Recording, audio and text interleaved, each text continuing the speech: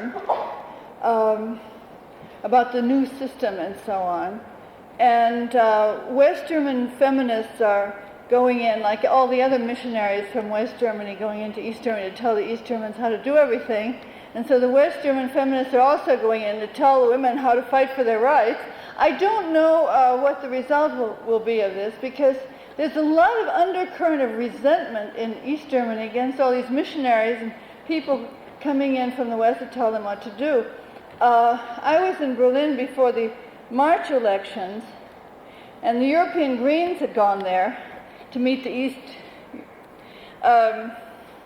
Eastern Greens, and the European Greens were saying, you know, do you have an election rally so that we can come and support you at your election rally?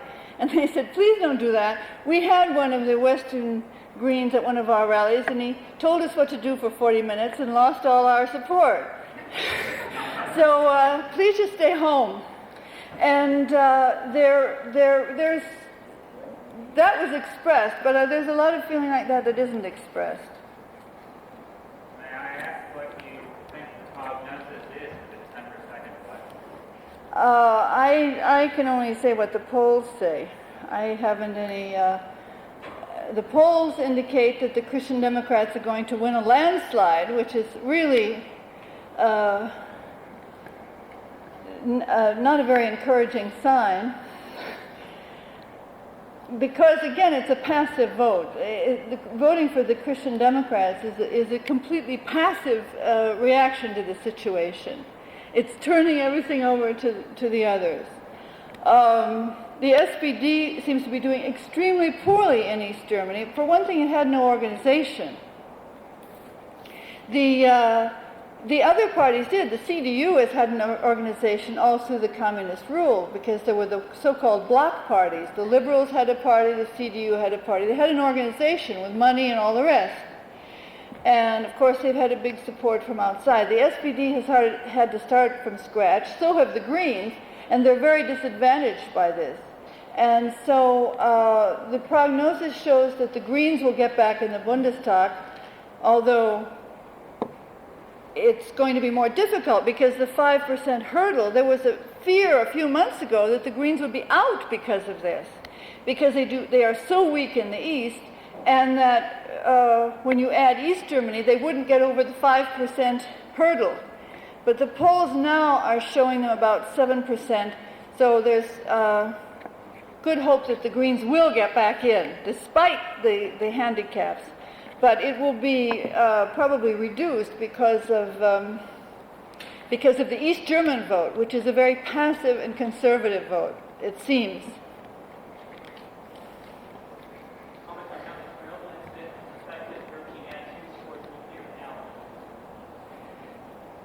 I didn't hear the first of the sentence, but I heard nuclear power. Comment on how the Chernobyl incident has affected European attitudes towards nuclear power. Oh, yes.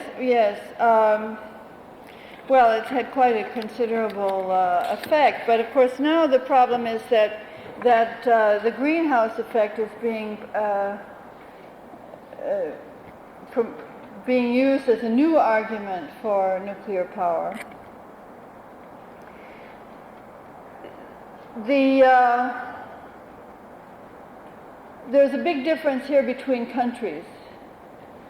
France has put all its eggs in the nuclear basket, and the nuclear lobby is stronger in France than anywhere in the world as a result, and so that the media and so on are really very much influenced by the nuclear power lobby, and it's very hard. There are Greens there, but they have little access to the media. The fact that they got elected simply is a reflection that despite what was in the media and there's such a growing concern about the environment that people voted Greens for the European election. But France is setting out to be the nuclear powerhouse of Europe. They are building they have much more capacity than they can use, and they're planning to sell it to other countries. So that although there are nuclear movements that have shut down nuclear power plants in Italy and so on, they may end up using nuclear power made in France. So this is a paradox that even where anti-nuclear movements have stopped nuclear power plants, they may end up using nuclear power brought in from France. That is an illustration of why these things have to be international, because there are no national boundaries in this sort of thing.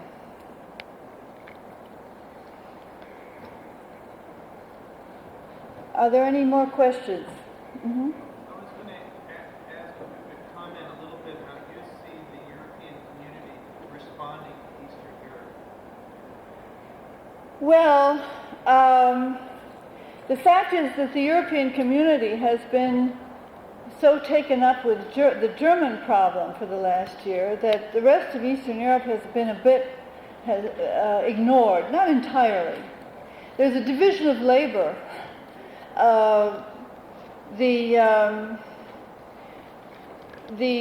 The Germans are, of course, buying or paying for the East German reunification, which is going to be much, much more expensive than it was originally calculated because of the process I described of destroying the East German economy.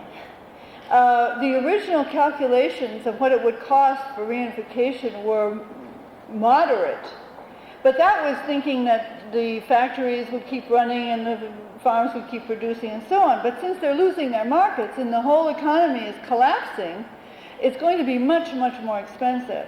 So Germany is pretty occupied by that, and the EC2 has been occupied by trying to figure out how to absorb East Germany just like that. Because normally when a country has come into the EC, there's a long negotiating process and they have to bring up to standards and so on. And East Germany is coming in with none of the safety standards, environmental standards, or quality standards that they're supposed to have. And so they've had to hurry through a bunch of derogations, meaning that you can violate the law there for quite some time. And the Greens have protested that the laws that they'll be able to violate the longest are the environmental ones. And so this is the problem. As for the rest of Europe, of Eastern Europe, well, there's now a great deal of concern about the Soviet Union. The EC is studying what they can do about the Soviet Union. Hungary is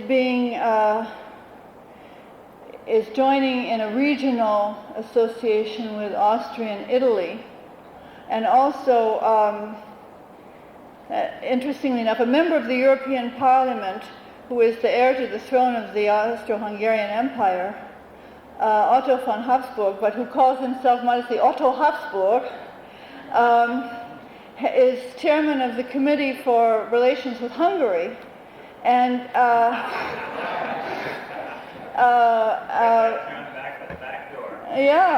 bringing Hungary into.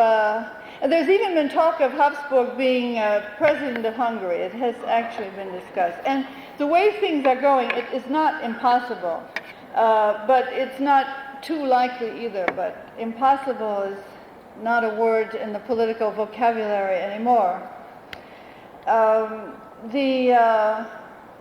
So there's a certain division of labor about Eastern Europe.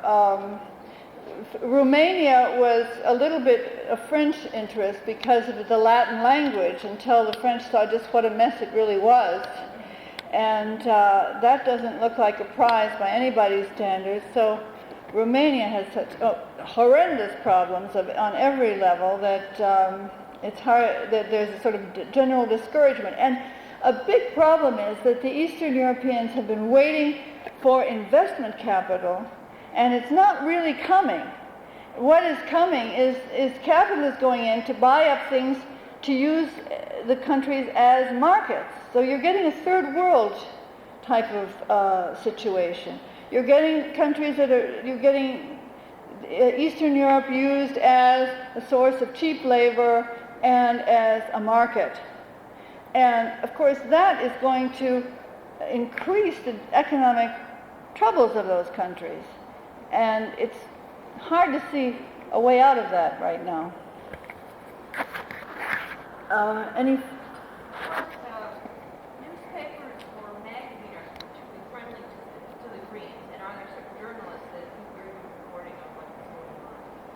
There are none. As press attaché, I'm in a good position to know that it's really it is very, very difficult because you see other parties, press attachés, work in conjunction with the papers that support those parties. And in fact, in the European Parliament, half the journalists who come to cover it are paid to come there. A lot of them are paid by the Socialist Party or the Christian Democratic Party. And so the Greens don't do that. And anyway, their newspapers wouldn't publish about the Greens in any case. So it's extremely difficult to break through that. There isn't any friendly press. There are friendly journalists. There are friendly journalists. But of course, journalists are always up against their editors. So, I mean, we do get some press, but it's much more difficult because there are no papers that are pro-green except those that are put out by the Green parties themselves, the little ones. What about the coverage here? That you know better than I do. I mean, I can't imagine it's any better. Probably worse. I would say the Greens have been around enough in Germany that the German press does report on what the German Greens do. That's probably where they have the best press coverage because there's a certain, they are a regular feature of the scene. So there is German press coverage of German Greens. But in France it's particularly bad because of the nuclear lobby's power, and in other countries it's not very good either. We have time for one more question. Mm-hmm. Are there any states in Germany where the Greens are stronger, or cities, communities where they're local, where they have strong? Yes, I mean they've been traditionally strong in Baden-Württemberg, which is a very prosperous area, as you may know. They are in the government in the city of Frankfurt right now. They're in the government of West Berlin, although that isn't going to last much longer. But they have recently joined the government of the state of Lower Saxony. And they also do pretty well in North Rhine-Westphalia. But isn't Lower Saxony where the neo-Nazis are fairly strong? I don't think the neo-Nazis are really very strong anywhere. The Republicans, who are the far right wing, they began like the Nazis themselves in the south, in Bavaria. I mean, the most right-wing area of Germany is not the north, but Bavaria, or Austria, if you want.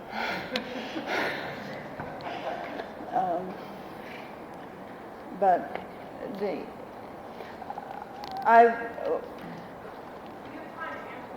one more question.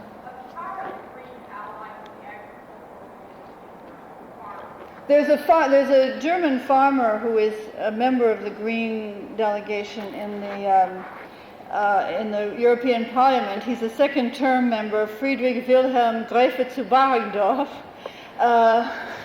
With all that name, he's just a farmer. And he's a very active but of course they have the same position here as the family farm organizations or Tim Hightower. I mean, they're trying to work for family farms, against chemical farming, and for quality farming, but not for exports, not for building up for export markets, because that kills farming in other countries. Yes, in fact, there's going to be a big program in Brussels called the Gatastrophe about GATT. I think we're running out of time here.